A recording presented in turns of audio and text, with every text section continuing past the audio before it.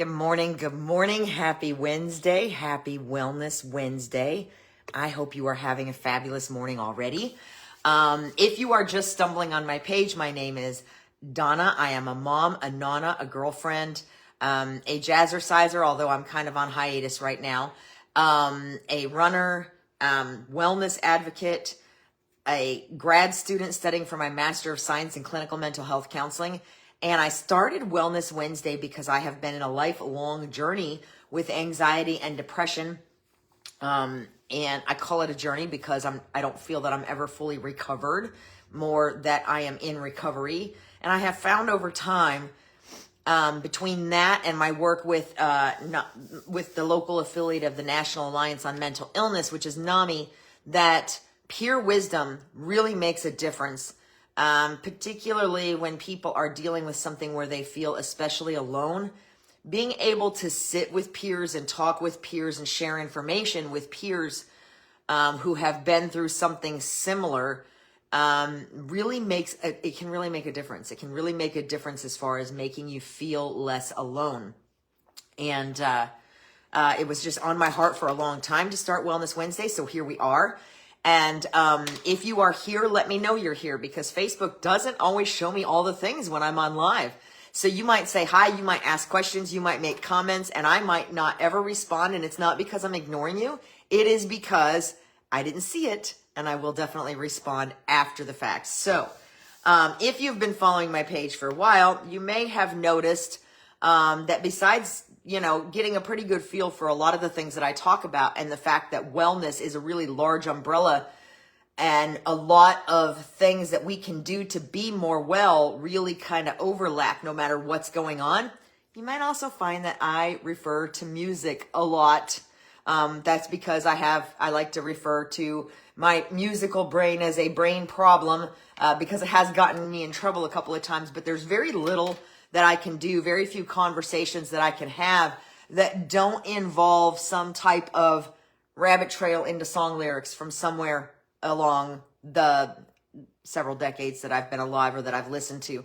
So you'll find today's episode is yet another nod to popular music from way back, where I referenced the song lyric "Rainy Days and Mondays" by Karen Carpenter or the Carpenters or whatever.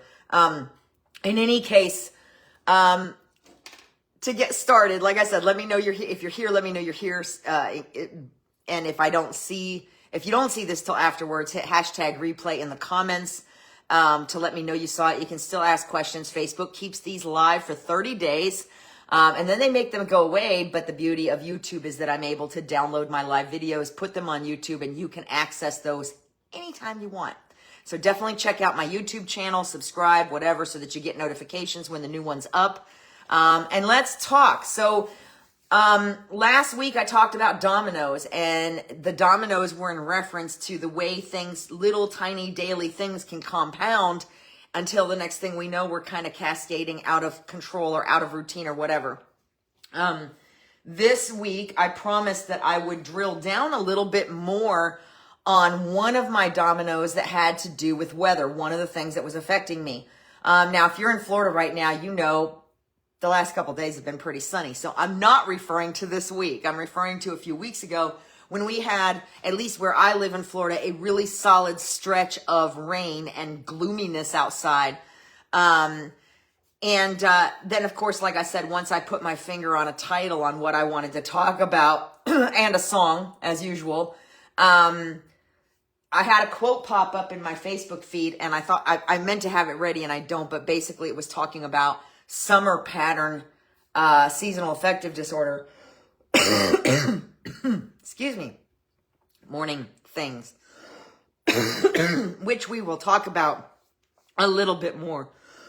Excuse me. Goodness. All right. Sorry, guys. In any case, it did talk a little bit about a summer pattern seasonal affective disorder, which is essentially what we're going to talk about today, but not necessarily at the diagnosis level or the real disorder level. But more like, because I'm not qualified to make a diagnosis, just to be clear. But more like patterns of symptoms that a lot of people do often experience, including me. So let's dig in. Also, real quick, last week's challenge was if you haven't been feeling yourself lately or you're way off on your routine, ask yourself what changed. Take a look at what changed and what is outside your control, but also where you can stick your hand in to that line of dominoes that's falling to try to stop that cascade. And today's challenge will be kind of similar, and we'll talk about that more in a minute. All right, so this particular domino, which is under the weather, which is kind of, we talk about when we're sick, we're feeling under the weather. But there are other times where we might be feeling under the weather that are actually a little bit more appropriate. So what happened was I found myself a few weeks ago, a couple weeks before my residency, and if you've been watching my recent string of videos, you'll know what I'm talking about. I found myself not just struggling with the stress of residency and old Donna anxiety levels, and needing to fill blank spaces and understand what everything was going to look like, and the self-doubt, and the physical issues that I talked about, my kinetic chain issues that I've been working with. But I also found myself struggling with a stretch of a lot of rain and gloominess that we were having here. So that was one of the dominoes I spoke of. Now, this is Florida. We've been a little short on rain, so we're always very grateful when the rain comes. But this was like several stacked days of it looking almost apocalyptic outside, not always raining, but being very dark, very gloomy.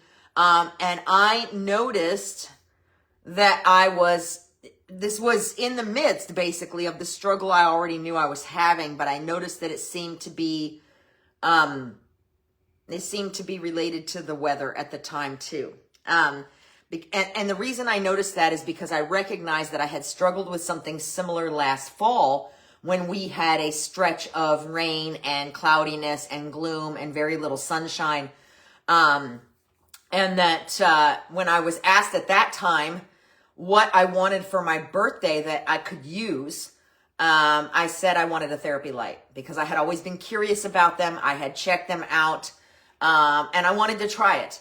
It took several days, however, this time around for the light bulb to go on, kind of literally. And I remembered as I was, increasingly struggling with the anxiety and the mood levels, to realize, oh, hey, you know what? It's been pretty gloomy for a few days. It's been raining in the mornings, so you haven't been able to get outside. It's too hot in the afternoons. Maybe you should try turning on your light for a little bit. So I did. And we'll talk about that more in just a minute.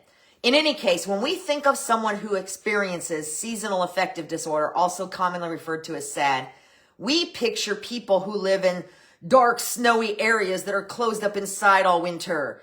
But that may not be the only people that are affected by it. I also have family members who have struggled with SAD when they lived up north.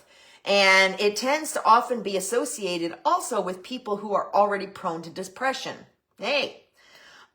So to be clear, I am not diagnosing myself with seasonal affective disorder. I'm not diagnosing any of us with seasonal affective disorder. What I am noticing is that I have a pattern of sensitivity that merits paying attention to. And that's what I want to talk about today. So what is SAD? What is seasonal affective disorder? This information is pretty much my paraphrasing directly from the National Institute of Mental Health. Good morning, Miss Victoria. And from psychiatry.org, which is the base website for the American Psychological Association, who writes the DSM-5, which is the diagnostic manual. So, actual seasonal affective disorder isn't just rainy days get me down, like the Carpenter said. It's not its own diagnosis per se, but it's actually identified as major depressive disorder with a recurrent seasonal pattern. So it's within the major depressive disorder umbrella, if you will. It's not its own, we call it seasonal affective disorder, but it's not its own individual section of the diagnostic manual. See how I mark that off? It is under the umbrella of major depressive disorders with a specifier. So diagnosis, so it's identified as major depressive disorder with a recurrent seasonal pattern. Yes, I have notes because I could not remember quite all of this as eloquently on my own. A recurrent seasonal pattern that typically starts in fall and winter and improves in spring and summer. Diagnosis usually involves demonstrating that pattern for at least 2 consecutive years, but as with all diagnoses, there's a lot more to it. And that's not what we're here for today. We're not going to dig into diagnosis because I'm just simply not qualified yet to do so. So, you might be thinking, but you're in Florida, Donna, and it's summer and you should not be having a problem with this, right? Well, it is less common in Florida, but living in Florida or it being summertime does not necessarily equal immunity. And there actually is a recognized summer pattern that may look a little bit different, including insomnia and reduced appetite and increased agitation, restlessness and anxiety. So SAD is also associated with bipolar disorder, and it often co-occurs with ADHD, eating, anxiety, or panic disorders, and family history is a recognized risk factor. So what does all this mean? It means that my family history, my tendency towards depression, although more anxiety of late, and what happened last fall with me and the prolonged rainy stretch basically just means that I need to pay more attention. And if you think, like, from a Florida perspective, and I know not all of you are in Florida, some of you are up north where you experience that dark, gloomy winter. But if you think from a Florida perspective, think about hurricanes, which thank God we haven't had any in over a year. That often results in long stretches of rain, where we're kind of stuck inside for safety and we're not seeing the light of day per se. We have shutters over our windows, whatever. So you can see where that could all contribute. But before we jump to conclusions, weather has other effects too. Okay. It basically indirectly means that we spend more time indoors. Like I was just talking about, we have less sunlight exposure. We get less exercise, which means different sleep, different energy levels, different mood. And now we're in that domino effect where things are starting to cascade over, like I talked about last week. And I'll drop that video in the comments. So why does light matter? There's actual science and biology behind this.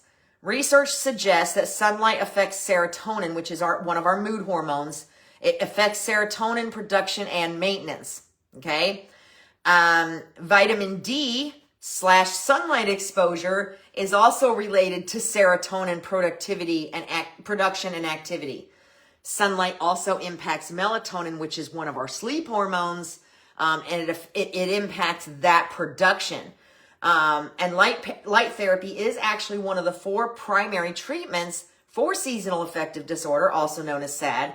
And these 4 are often combined in some form. So not light therapy by itself, but light therapy in conjunction with behavioral activation or other CBT techniques, and just several other things that are in these articles. And I'm going to drop these articles for you in the comments when I'm done so that you can get a little bit more context.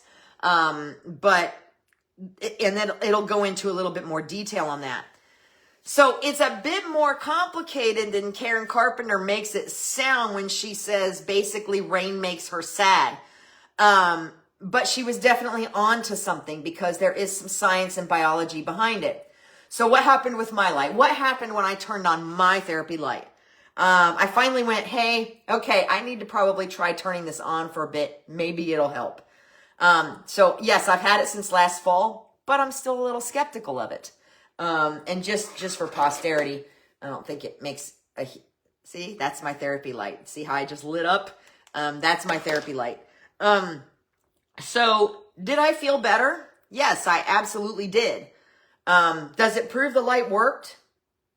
No, not even a little bit. It does not prove the light worked. Why? Because I was already changing other dominoes in the process. So there was no evidence that this one thing did the job. I was already looking at my diet. I was already looking at things like meditation that I'd kind of laid off on and trying to figure out ways to work exercise back in, even though I was having physical issues and time issues. So I was already changing several things in the domino lineup, if you get my drift. So the light was just one component of that. So there's no actual evidence that the light by itself did the job. And it totally could have been placebo effect. But if it got me there, does that matter? If it got me feeling better, does it matter if it was placebo or if it actually worked? Because it's not like I'm conducting evidence-based experiments over here, right? For me, no, it doesn't matter, because I was using a science-supported therapy along with other things, in combination with other things, to address a recognized pattern of mine that is not a diagnosed condition. And this is where I'm going to get really specific here. This is really totally different from using a placebo or an unproven remedy to replace very necessary treatment.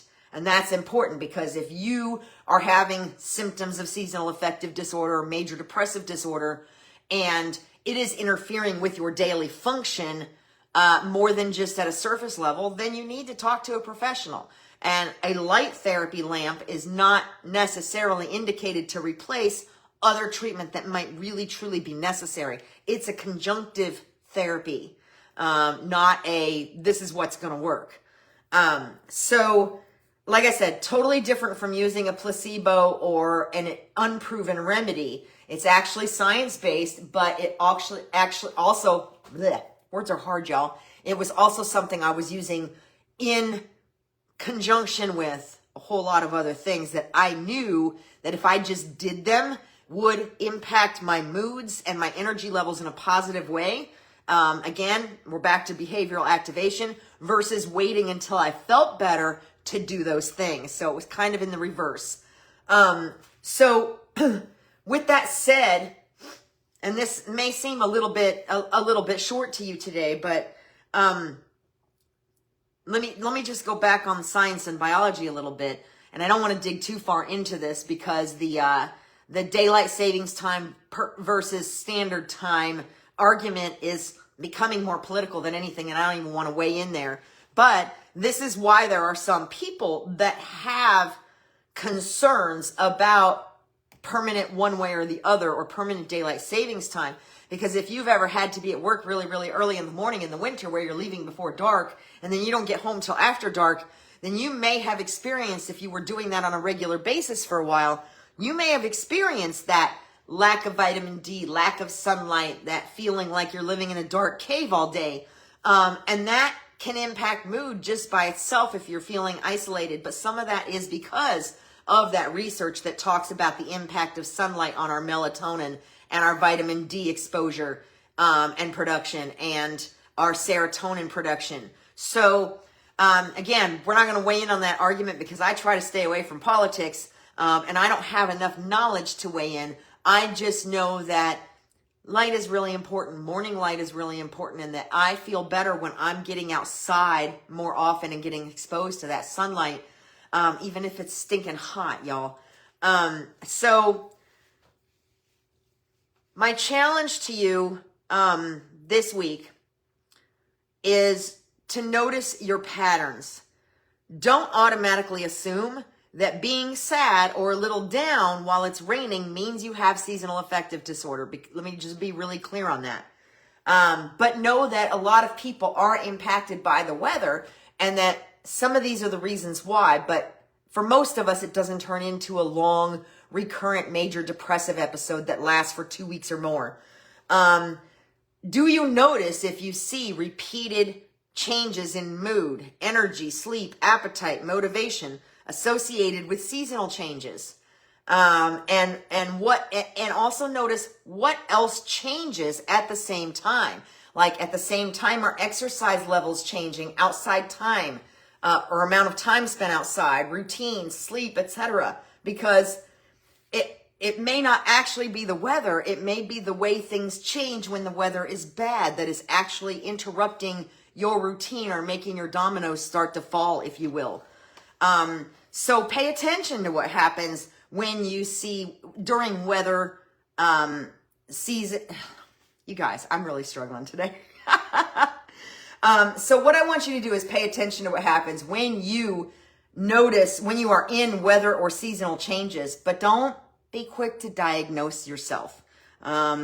We have so much information now that it's easy to think we can, but what we know is just the tip of the iceberg. So notice the changes, see what happens when the seasons change, which weather we feel more like. I feel exhilarated in the fall when the temperatures and the humidity drop here in Florida and the breeze is blowing and the leaves are starting to change. That is my best time of year. But it doesn't mean that I'm that I'm major struggling the rest of the year. That just means that's my best time of year. So notice these things. Notice what happens to you when the weather and the seasons change, without diagnosing it, without judging it. And if you see a pattern, what ordinary thing can you identify or use to interrupt those dominoes? Like more movement or more outdoor time or more connections with others or more sleep or adding activities that you enjoy. Because you don't have to live up north to be affected by seasonal and daylight changes. And family history isn't destiny, it is information. So gather information. And then if you determine that your symptoms are persistent and significantly reoccurrent and that they're interfering with normal daily function, I can't stress enough, don't just turn on a therapy light. Go talk to a professional because that's important too. So if you found this helpful, even though I kind of talked in circles for a couple of minutes, if you found this helpful, please, please, please share. I hope you did.